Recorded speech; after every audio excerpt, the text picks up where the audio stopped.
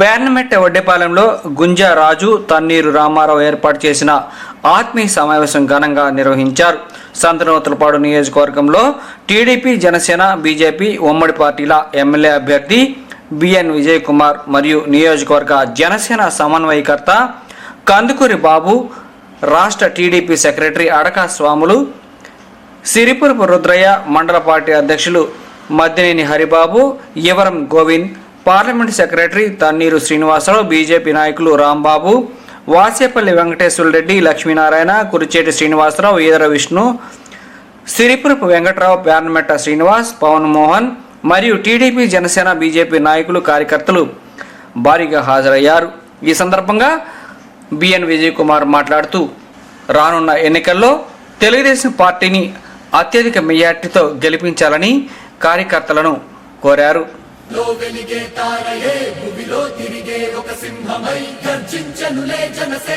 ప్రజల కోసమే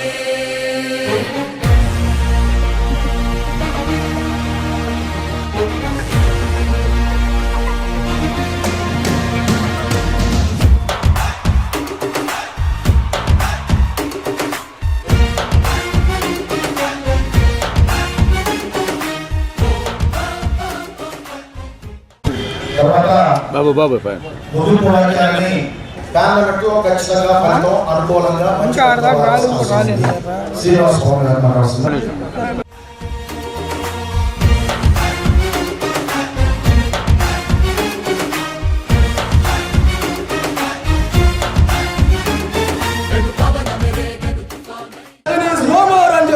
ప్రతి ఒక్కరూ పనిచేయాలని చెప్పి కోరుకుంటూ సెలవు తీసుకుంటున్నారు. సమావేశం అంటేనే 2-3 పార్టీలు కూర్చొని ఎలా పనిచేయాలో ముందుకెళ్ళాం. ముందు జనసేన సమన్వయకర్తగా నా విధి విధానాన్ని నేను చెప్తాను. జనసేన తెలుగుదేశం పొత్తు ఏర్పడిన దగ్గర నుంచి ఈ నియోజకవర్గానికి సమన్వయకర్తగా ఎక్కడ ఏ గ్రామంలో కూడా జనసేన పార్టీ తెలుగుదేశం పార్టీని కలుపుకుంటూ ముందుకెడుతూ ప్రతి మండలంలో రైతు పాదయాత్రలు నిర్వహిస్తూ ఆ రైతు పాదయాత్రలో భాగంగా తెలుగుదేశాన్ని, జనసేనని సమ్మిళితం చేస్తూ మేము కార్యక్రమాలను రూపొందించుకొని ముందుకెళ్ళాము. మాకెక్కడ ఎటువంటి పొరాపత్యాలు లేకుండా సమైక్యంగా వెళ్ళటానికి గౌరవనీయులు శ్రీ విజయ్ కుమార్ గారి తోడ్పాటు మాకెంతో ఉంది కాబట్టి ఆ విధంగా వెళ్ళగలిగాం. ఇక్కడ ఈ గ్రామంలో తెలుగుదేశం, జనసేన పార్టీ కలయిక అంటే 2 బలమైన శక్తుల కలయిక వైసీపీని తరిమివేయటానికి ఇంతకు మించిన అవకాశం ఈ గ్రామానికి, ఈ పార్టీల నాయకత్వానికి ముందు రాబోదు. జనసేన పార్టీ పనిచేసే విధానం చెప్తున్నా. మా జనసేన పార్టీ సంతనూతలపాడు నియోజకవర్గంలో బలంగా ఉన్న చోట మరింత బలంగా, బలహీనంగా ఉన్న చోట టీడీపీ శ్రేణులతో కలిసి వెళ్ళండి నేను తెలియజేశాను. అదేవిధంగా బలంగా ఉన్న చోట బలంగా వెళ్తున్నాం, తక్కువ బలం ఉన్న చోట టీడీపీ నాయకత్వానికి మా క్యాడర్ని అప్పగించి వీళ్ళ చేత సాధ్యంత వరకు ఓట్లు వేయించుకునే విధానాన్ని మీరే చూసుకోండి అని చెప్తున్నాం. ఇకపోతే ఇక్కడ కందుకూరి బాబు 2024 సార్వత్రిక ఎన్నికల్లో వైట్ పేపర్, ఈ వైట్ పేపర్ మీద ఏ చిన్న రిమార్కు లేదు, రెడ్ ఇంకు లేదు, బ్లాక్ ఇంకు లేదు. ఈ వైట్ పేపర్ ఏం చేయబోతుందో మీ అందరికీ చెప్తాను. మీకందరకు తెలుగుదేశం, బీజేపీ, జనసేన నాయకులకు, కార్యకర్తలకు ఒకటే చెప్తున్నా, మీకున్నటువంటి ఇగోలను పక్కన పెట్టండి, కలిసి పనిచేయడానికి సహకరించండి. ఇక్కడ ఎటువంటి చిన్న లోపం జరిగినా, ఇది చిన్న గ్రామం కాదు, 18,000 పైబడిన ఓట్లున్న గ్రామం. దాదాపు 89 పాలెలు ఉన్నాయి ఈ గ్రామంలో. పేర్లు చెప్పమన్నా వరుసగా చెప్తా. 89 గ్రామాల సమ్మిళితం పేర్నమెట్ట గ్రామం. దీన్ని మర్చిపోవద్దు. ఏ మాదాస్పాలెమో, ఏ రెడ్లు బజారో, ఏ కమ్మపాలెమో, ఏ కాంట్ల బజార్తో కూడుకుంది, కిలారోడ బజార్తో కూడుకుంది కాదు. ఇది 89 విలేజ్ అంటే పాలాలు ఉన్నాయి. ఈ 89 పాలాలను కలిపితేనే పేర్నమెట్ట తర్వాత 18,000 ఓట్లు. దీన్ని దృష్టిలో పెట్టుకొని ఎక్కడ పనిచేయాలి, ఎక్కడ ఎవరెవరు పనిచేయాలి, ఒక కీలకమైన సమావేశాన్ని విజయ్ కుమార్ గారిని ఏర్పాటు చేసి ఈ 18,000 ఓట్లని తెలుగుదేశం పార్టీ అభ్యర్థికి వేయించుకునేలా విజయ్ కుమార్ గారే ముందుండి తీసుకోవాలి. రామారావు రాజు గారు ఈరోజు ఈ కార్యక్రమానికి వచ్చినందుకు, తెలుగుదేశం పార్టీలో ఏర్పాటు చేసినందుకు, తెలుగుదేశానికి ఇంకా బలపరచడానికి ముందుకు వచ్చినందుకు వాళ్ళందరికీ ప్రత్యేకంగా ధన్యవాదాలు తెలుపుతూ చేసిన తెలుగుదేశం, జనసేన, బీజేపీ కార్యకర్తలు, అభిమానులందరికీ నా హృదయపూర్వక నమస్కారం. ఈ సమావేశము ఎందుకు పెట్టామో అనేది కందుకూరు బాబు గారు క్లియర్గా చెప్పారు. ఉద్దేశం ఏంటిదంటే 3 పార్టీలు కలిసి పనిచేసి ఉమ్మడి అభ్యర్థి తెలుగుదేశం పార్టీ సైకిల్ గుర్తుకి విజయ్ కుమార్కి ఓటేయమని కోరడానికి ఈ సమావేశం. దాని తర్వాత ప్రతి ఒక్కరు మనం కలిసి ముందుకు వెళ్ళాలా. 3 పార్టీ వాళ్ళు తెలిసిన ఎక్కువ పక్కన పెట్టి గెలుపు కోసం మనందరం ప్రయత్నించాలా. ఇంకొక విషయం ఏంటంటే కందుకూరు బాబు గారు చెప్పినట్టు పేర్ల మిట్ట అనేది ఒక పేర్ల మిట్ట కాదు, సగం సంతనూతలపాడు మండలం 18,000 ఓట్లు ఉన్నాయంటే ఆల్మోస్ట్ చాలా ఎక్కువ ఉన్నట్టు లెక్క. అంటే ఒక 18 గ్రామాలతో సమానం. మామూలుగా 1000 ఓట్లు ఉంటే ఒక 18 గ్రామాలతో సమానం. అందుకని పేర్ల మిట్ట అనేది చాలా ముఖ్యమైనది మీ అందరికీ తెలియజేస్తున్నాం. అదే కాకుండా ఫస్ట్ నుంచి చూసుకుంటా వస్తూ ఉంటే ఎప్పుడో ఇంటిరావు గారి టైంలో ఏదైనా మెజార్టీ వచ్చిందేమో కానీ దాని తర్వాత ఇక్కడ రాలేదు. దానికి అనేక కారణాలు ఉన్నాయి. కానీ ఇప్పుడున్న పరిస్థితుల్లో ఖచ్చితంగా మంచి మెజార్టీ తెచ్చే అవకాశాలు ఉన్నాయి. వాళ్ళందరూ ఇక్కడ పనిచేసి ఇక్కడ పార్లమెంట్లో తెలుగుదేశం పార్టీకి తెచ్చే అవకాశాలు ఉన్నాయి.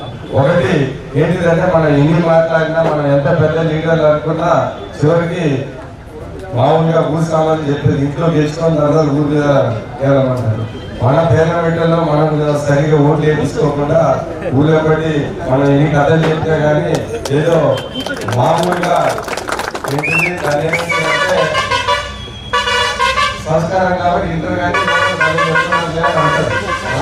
నాకు కూడా అప్పుడప్పుడు అనిపిస్తుంది, ఎక్కడైనా మంచి ఇతర చూస్తుంటే -800 వచ్చి చాలా కప్పులు చెప్తా ఉంటే భలే చెప్తున్నారులే అనుకుంటారు లోపల.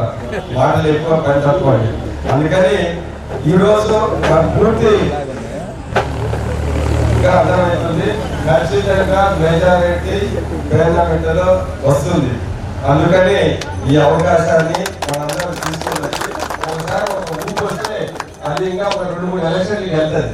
అందుకని ఈ ఊపు ఎందుకంటే జనాల్లో చేంజ్ ఉంది, అది క్లియర్గా కనపడుతుంది.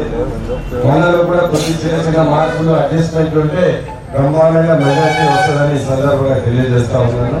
ఒకటి అంటే ప్రైవేట్ గా మనం చాలా డిస్కషన్లు చేసుకున్నాం. తెలుగుదేశం పార్టీ లీడర్లు, జనసేన వాళ్ళు, అందరు బీజేపీ వాళ్ళు కూడా ప్రైవేట్ గా ఎన్నో విషయాలు మాట్లాడారు. అన్ని విషయాలు తెలుసు. ఇక్కడ అన్ని కరెక్ట్ గా ఇంతకుముందు జరిగాయని నేనైతే చెప్పను, కానీ అన్ని విషయాలు తెలుసు. రాబోయేలో అలాంటి ఇబ్బందులు జరగకుండా ముందుకు వెళ్దామని నేను తెలియజేస్తా ఉన్నాను. కొంతమందికి అనుకునే విధంగా తెలుసు తెలియకుండా కొన్ని విషయాలు జరిగాయి.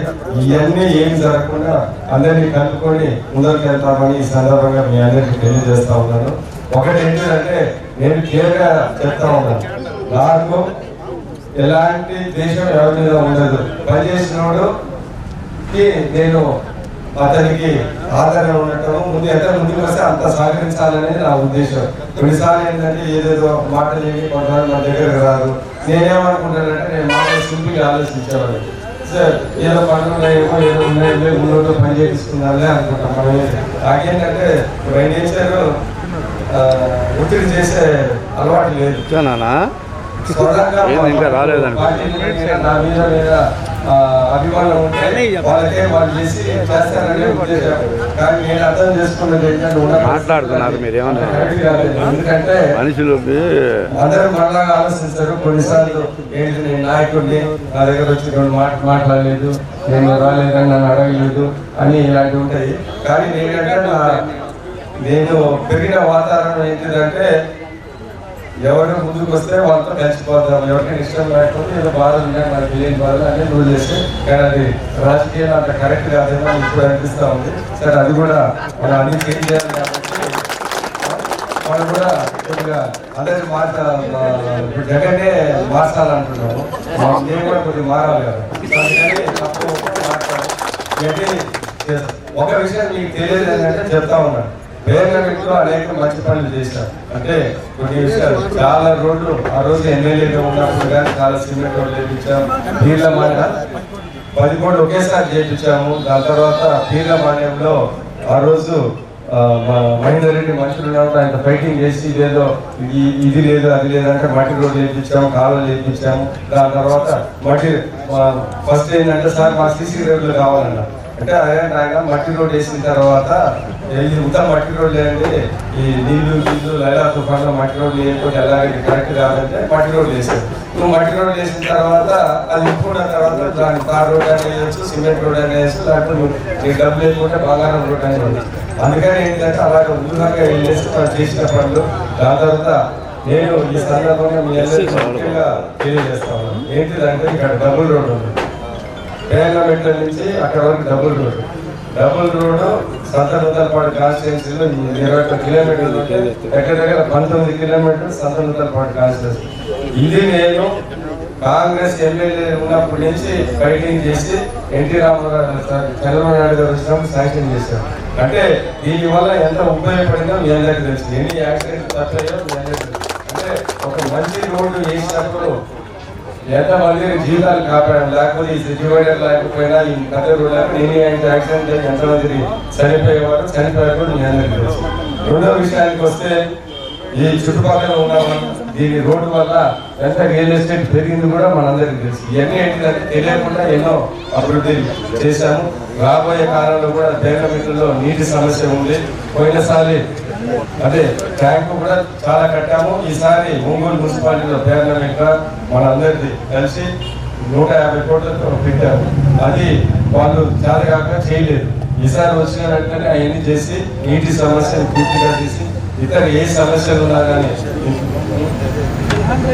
సమస్యలు తీరుతుంది. దాంట్లో కూడా నేను మీ అందరికీ తెలియజేస్తున్నాను, ఇక్కడ ఉన్న చెరువు పక్కన పేర్నమెంట్ చెరువు కూడా సమ్మర్ స్టోరేజ్ ట్యాంక్ కన్వర్ట్ చేసి చుట్టుపక్కల ఉన్న నీళ్ళని నీటి వసతిని బాగా చేసి ఇబ్బంది లేకుండా చేస్తాం. నీటి విశేషాన్ని చేసిన తర్వాత ఒక వాకింగ్ ట్రాక్ కూడా బండి వేసి చేయడానికి కూడా మేము సిద్ధంగా ఉన్నామని సందర్భంగా తెలియజేస్తుంది. ఒకటి మీ అందరికీ తెలియజేసేది అంటే పేర్నమెంట్ అభివృద్ధి కోసం, బీద వరకు వాటల కోసం చాలా మంది కొన్ని అన్యాయాలు జరిగిన విషయాలు మాకు పూర్తిగా తెలుసు. వాటల కోసం కానీ ఏదైనా పూర్తిగా ఫైటింగ్ చేసి పేర్నమెంట్ వరకు నా వంతు కృషి. ఇంతకుముందు ఏంటంటే మనం ఇన్ఛార్జిగా ఉండి కొద్దిగా అటు ఇటు తెలియని సమయంలో అంత కాన్సన్ట్రేషన్ పేర్నమెంట్. ఈసారి పేర్నమెంట్ ప్రజలకి సందర్భాల ప్రతి ఓటర్కి మేము అండగా ఉండి వాళ్ళ పని ఖచ్చితంగా చేసి పెట్టి నా వంతు కృషి సంక్షేమ అభివృద్ధిలో ఇంకా బాగా చేస్తానని ఈ సందర్భంగా తెలియజేస్తూ ఇప్పుడు ముగించే ముందర ఒకటే ఈ కొత్తపల్లి డోక ఇవన్నీ నేను ఒకటి మీ అందరికీ గుర్తు చేసేది ఏంటిదంటే ఒంగోలు ఒక రకం పెద్దదైనా కానీ హైదరాబాద్ కూడా చాలా పెద్దది. హైదరాబాద్కి అంత పెరిగే ఏరియా, మంచి ఏరియా గచ్చిబౌలి. అభిల్స్ బీబిల్స్ అన్ని లేచిపోయింది. ఇప్పుడు అంటే గచ్చిబౌలి చూస్తాం. అందుకని ఒంగోలుకి గచ్చిబౌలి ఏంటంటే మన ఏరియా. ఎందుకంటే నీళ్ళు బాగున్నాయి, రోడ్లు బాగున్నాయి. అక్కడంతా ఎదురు ముక్కుని ఎవరు ఇల్లు కూడా కట్టుకుంటారు. సో రాబోయే కాలంలో మంది గ్రోయింగ్ ఏరియా, యూనివర్సిటీ ఉంది. అంతా రేపు ఎవడన్నా రియల్ ఎస్టేట్ కూడా పెరిగేది మన ఏరియా. ఎందుకంటే నీళ్ళు బాగుంటే అన్ని వచ్చేది. అటు సైడ్ అయితే అన్ని ముక్కుని ఇక్కడ మన దగ్గర అన్ని బాగానే ఉంటాయి. దేవుడు కూడా కార్యం చేస్తారు, అబ్బాయి బాగానే ఉంటుంది. మీ అందరూ కృషి చేసి మనందరూ అభివృద్ధి చేద్దాం. నా వంతు కృషి, ఎందుకంటే నాకు తెలిసిన అందరికీ అభివృద్ధి విషయంలో మనం అందరికన్నా ఉంది. అది ఎలా చేయాలో, ఎలా తీసుకోవాలో అది తెలుసు. ఖచ్చితంగా చేసి పెట్టి ప్రత్యేక దృష్టి పెట్టి చేస్తామని సందర్భంగా తెలియజేస్తాం. రేపు వచ్చేది చంద్రబాబు నాయుడు గారు సీఎం అయ్యేది గ్యారంటీ. ఇబ్బంది లేదు. దాన్ని మనం ఏమైనా గట్టిగా అడగాలంటే ఇందాక చెప్పినట్టు మనం కొన్ని ఓట్లు వేసుకొని 2 చూపించుకుంటే సార్ ఇన్ని రోజుల నుంచి ఇక్కడ జరగలేదు, మా వాళ్ళు బ్రహ్మాండంగా ఓట్లు వేశారు, అందుకని ఇది చేయాలా అది చేయాలా అడగడానికి కూడా నాకు మీ ఓట్ల ద్వారా నాకు శక్తి ఇచ్చినట్టు నేను మీ అందరికి తెలియజేస్తాను. అన్ని అద్భుతంగా ఉన్నారు కాబట్టి లీడర్లందరూ కొద్దిగా శ్రమ కొద్దిగా చేసి కలిసిపోయి చంద్రబాబు నాయుడు గారిని ముఖ్యమంత్రి చేయాలా, జగన్ ప్రభుత్వాన్ని అరాజక ప్రభుత్వాన్ని పక్కన పెట్టాలని గుర్తు పెట్టుకొని చంద్రబాబు నాయుడు గారిని ముఖ్యమంత్రి చేయాలంటే విజయ్ కుమార్కి ఓటేసి గెలిపించారు. అందుకని మీ అందరూ గట్టిగా పనిచేయాలని ప్రతి ఒక్కరికి, ఎందుకంటే నాకు అతి ఇంటి రావడం విషయంలో అన్నిటికన్నా ఎక్కువ నచ్చింది ఒకటి ప్రజలే దేవుడు సమాజమే దేవాలయం. అది పక్కా పాటించే వ్యక్తి నేను, ప్రజలే దేవుళ్ళని నమ్ముకున్న వ్యక్తి నేను. అందుకని ప్రతి ఒక్కరికి న్యాయం చేస్తాను అని ఈ సందర్భంగా తెలియజేస్తూ ప్రతి ఒక్కరు రేపు మీ అందరికీ పనిచేయడానికి, ప్రభుత్వంలో తలెత్తి తిరగడానికి, చంద్రబాబు నాయుడు గట్టిగా అడగడానికి మనం చేయాల్సిన ఒకటే ఒక పని, పార్లమెంట్లో మెజారిటీ కావాలి. అది ఖచ్చితంగా అన్ని సూచనలు కనపడుతున్న బడ్జెట్ వచ్చేటట్టు మనం అందరం కలిసి పనిచేసి తెచ్చుకొని రేపు మనందరం కలిసి పని చేసుకొని మనందరం అభివృద్ధి చెందామని సందర్భంగా తెలియజేస్తూ ఈ కార్యక్రమానికి ప్రత్యేకంగా